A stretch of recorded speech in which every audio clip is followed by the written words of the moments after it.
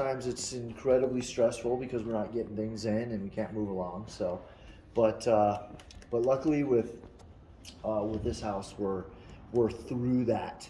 So all the interior drywall, doors, trim, cabinets, floor, all that stuff is no delays. So Great. thank you. This is the second to the last house I have to get through this point with.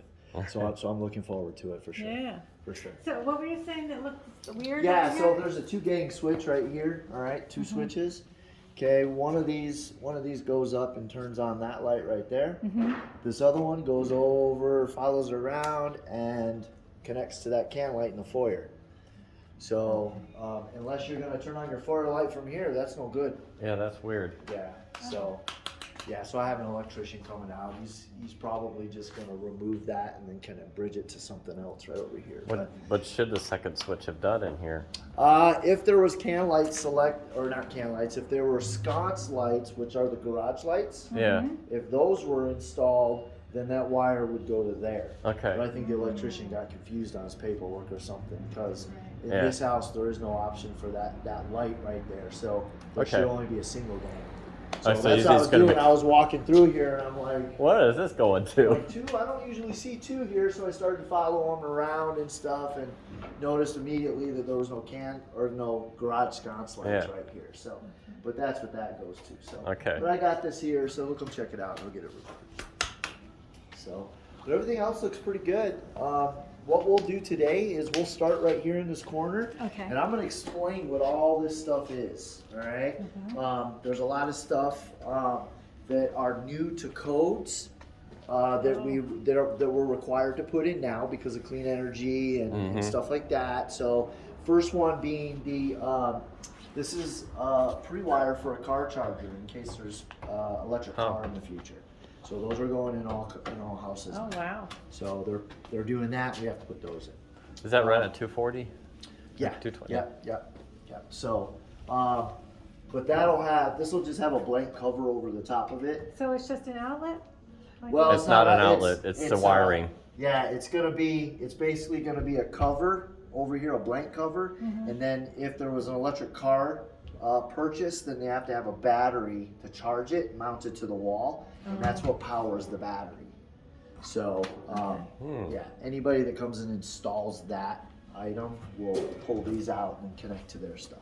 Are they live? Right? So- When you turn No, they'll have no. to hook it up on the Yeah, on the circuit breaker board. once we get the meter, the house becomes live once drywall is finished. Oh, I just meant will the wires Will that under be the cover? live? Yeah, it's connected to a breaker, but That's the what I breaker meant. won't be flipped on. Okay. Yeah, so it won't be live behind the panel unless it's flipped on. So. Okay. All right, so we'll start right here. We'll explain all this stuff, and then we'll head inside and then go upstairs. Okay. All right, so a couple of things you'll notice. There's multiple receptacles along the wall, okay, through here, and that one back over here. There's two of them. That was an option for a standalone dedicated. Okay, so that's what that one is over there in the corner. But the rest of these right here are your standard ones that go typically in the garage. Okay, so they're 110s. All right, coming through the wall, right on the other side is going to be the electrical panel. So these are all the home run wires that come in and then split throughout the house. Okay, one important thing. Why the yellow and the white? Is that upstairs, downstairs, or? It depends. Okay. It just depends on what they have in their truck. Certain electricians like Jacobs will use purple. Austin uses white and yellow. Right. So when we walk into a house, I can tell who wired the did it? house based on the color of the wire. Okay. But it's just that Okay. this coating comes in all different kinds of colors and stuff, but no Right. difference for that. All right. So, but what we do want to look at is this setup here. This is a Ufer ground. So this setup where it connects here to this rebar, which runs in the interior of the slab, 20 feet that way, connected to the panel, and then bonded at the gas pipe here, grounds the entire house in case a lightning strikes in the area and such like that. Okay, and obviously that's a requirement that we have to put in every building. All right, so as you can see, these copper wires, all that stuff is hooked up, and that's actually an inspection item that the city of Tucson is going to look at because it's obviously code for that stuff. Okay, you'll see a bunch of these metal plates up, and those are basically nail protection plates for when the drywall goes up. We don't want drywall screws going into where the wires are, obviously, because they will hit the wire and then we'll have to replace the Yeah. wire. Okay. So you'll notice all these, they're up high, they're down low, and you'll see them in places where it's less than 1.25 inch hole drilled through the stud. Okay. Okay, because we know if we got 1.25 inch and then a 1/2 inch drywall, we're looking at this and the screws are going like that. So we know that they won't touch that. But anything closer to that requires a bang plate up there. Okay? All right, very good. All right, let's go ahead and move on over here. So we have a gas water heater that's going to be installed here. Okay, and because we have a gas appliances, we need combustion venting in the garage. So these will get covered with a nice little grill plate on it, but we can't cover those up because if there was a malfunction with that, then this garage needs to air out with the fumes and stuff if that ever was to ever happen. Okay. Can you tell me a little bit about the dedicated? I didn't understand.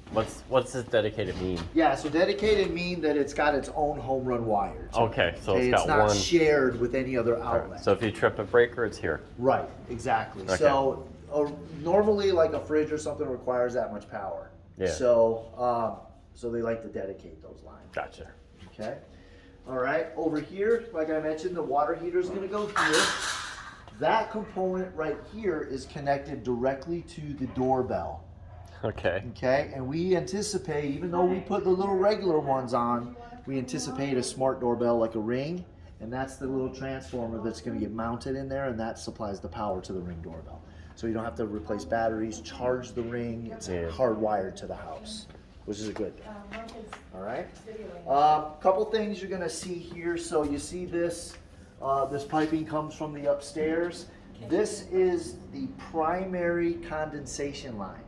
So very normal during the hot summer to have dripping coming from this when the AC is running. Okay. We also, when we go upstairs, we'll see a secondary condensation line. It looks just like this, but it's positioned upstairs over a window.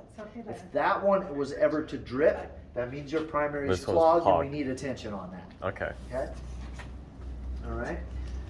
Over here, you'll see this PVC here. This will elbow up and connect to the water catch pan that's under the water tank itself. Yeah. So if it does malfunction, it goes out the side of the house rather than flooding the garage. Yeah. All right. Yeah, my parents had an older house and they didn't have that. They had to have the catch pan, Yeah. and then that overflowed into the garage. Oh yeah, Anyway, the catch pan's only about that tall. Yeah, it's like so ridiculous. It's versus the size of the water tank. Yeah. but it's a code to have the catch pan. yeah, they had the catch pan, but they didn't just Right. they didn't control the water. They didn't Anything manage the sensible water, about it. All right. But this house has that. So, all right. So that's going to be your water supply, and then going into the house right here for the hot water tank. Okay, and that's what those will be. Those will have a valve on it, so you can turn that off and on if you ever to leave town for a little while. You can shut the water off at the water main and at the water heater. Okay. Another option that was selected in this house is the soft water loop. Yeah. Okay, so this is where the tank would be. This outlet here is to power the unit itself. Okay. Okay, these two exterior pipes going in, this is the water flow, and you'll see this pipe right here in the middle. This is actually the drain for the system, and this actually goes upstairs and terminates at the laundry room. So, if you ever hear trickling water in your laundry room at about 9:30 at night, don't worry, it's this drain. Okay? Homeowner is telling me that it's happened right around 9:30 at night. They hear the draining coming through and they think it's in the wall, but it's actually controlled that way through there. All right. Okay, very good. Everything looks good. All right, over here, this is where your garage motor will be mounted here. And the blue wires are the low volts that go to the sensors on each side. Okay, and then this one here is the power supply for the motor itself. And we'll get into more detail about that motor during our final walk when the house is about 95% done when we do our next walk. Do you have any kind of an idea when that'll be? Well, I have insulation going into the house on Wednesday, and then we're stocking drywall on Friday. So we give those guys 21 days to hang it. We inspect it, and then they tape and texture the entire house, which this is a big house. So we give them 3 weeks to do that, and then from that point right there, we're about 5 to 6 weeks at the finishing time for the house. So a lot of the stuff like tile, cabs, all that stuff basically follows right next to each other. So we're through the pain of delays, I think, from this point. So, Okay, so maybe early January? yeah, somewhere around in there. Yeah, we're gonna get, every week we meet with our coordinator for stuff and we come up with those dates. But we meet, our first meeting as soon as drywall's done, because at drywall, we know exactly how long it takes for everyone else to get finished. Okay, it's hard during the front ends because of the delays and stuff that we've had with material and stuff like that. So, you name it, there's been a shortage of it at some point. Even even a little toilet ring or toilet paper The roll, thingies, the hold. little bar, Yeah. the little squishy bar that goes in. There was a shortage of those for a little while. So we had to wait to install those after the homeowner moved in. So you can imagine, those little plastic things, you know. Yeah. So, okay, all right. Okay, we spoke about that over there. So like we mentioned here, this this switch is gonna operate here, and then we're gonna eliminate this, because this does not go to where it currently goes right over there. So I spotted that, we'll get that squared away. All right, this switch right here is gonna be to follow this up. This actually goes and terminates right over at the garage motor. So this is where the little opener will be. Okay. Okay, we're gonna press Okay. that and it opens the garage door. Okay. All right, very good. Okay, any questions in the garage? Is it just the one light for the garage? You're gonna have this light right here, and then also the motor that Has a comes light with the on? garage has a light on it as well, so it'll be 2 lights. Okay. Both on that switch though? This one will be, the one on the motor will be automatic. from this, Yeah, yeah. as soon as you press it, it lights up, but there's also a button on it to where you can press it, and Okay. it'll light up while you're in the garage. You don't have to open the door. Yeah, okay. So it'll be a total of 2 usable lights. All right. Okay. All right. Let's walk inside. So we have our mudroom right here. Okay, and this is going to be our switch right here to turn on this can light. Okay. Great spot for a little, you know, some kind of an organization for shoes and stuff right here. You'll notice a lot of these things in the house as well. So these are intentionally put in by our framing company, and these are shims. So basically the guys, once we're to this point, they come in and put their flat level up against the wall. And if there's any space in between it, they add shims. And if it teeter-totters, they have their scraper and they scrape it down. Okay. Because we want to make sure when we put drywall on, that thing is really straight and you don't have the waves in it. So you'll see several of those, and then see some studs also that have been scraped. I wish Just you to did make my it- house when I laid flooring in mine. I had like Yeah. a 20-degree angle. Oh yeah, yeah. I did some work in my house too. My house is older. We bought it for super cheap and redid it. But oh man, I redid so much stuff because over time it just changed. You know? What? So. What are those? The vent, your light, Is it that? that's a light Or receptacle. that light? Oh, that right there? Yeah. Yeah, that's gonna be a can light. And you'll see, and what I mean by can light, so they'll put a light bulb in there, and then there'll be a trim cover that goes over it. Okay. Okay, Like, but like that's in the the light bathrooms, housing. you have those, right? Right, yeah. So if you can see there's several of those in the house, but you'll see those, and they're all switched to one of the switches that turns on. Okay. And All right. So let's keep our. is that like a E26 light, or is it a? What kind of lighting is going to go in there? Is it? Well, I don't know what those are specifically called, but they're can lights with regular light bulbs. All right, just the, So, okay, the yeah, regular just screw-in type just light. regular light bulbs. That's fine. Yeah, very accessible too. You just kind of pull down that trim thing and then undo the bulb. All You're right. in the living room? Yes, and we're in the living room now. So as we go around, you'll see some water PEX lines and stuff. So this is to your soft water loop. Okay, that's to your water tank. And then over here, Over here, we have our power for our TV, and then also our coax and our data for TV hookup. Now, most folks are doing mounting TVs on walls these days. So just keep in mind that these are 16 inches on center, but upstairs they're different. Okay, there's some interior walls that are 24 inches on center. But as far as the Okay. main living room, 16 inches on center, and a stud finder would work perfect with that. All right. Go over here, you see this water line, so that's your backyard exterior hose bib. Okay. They didn't run any plumbing through the foundation. It's all above.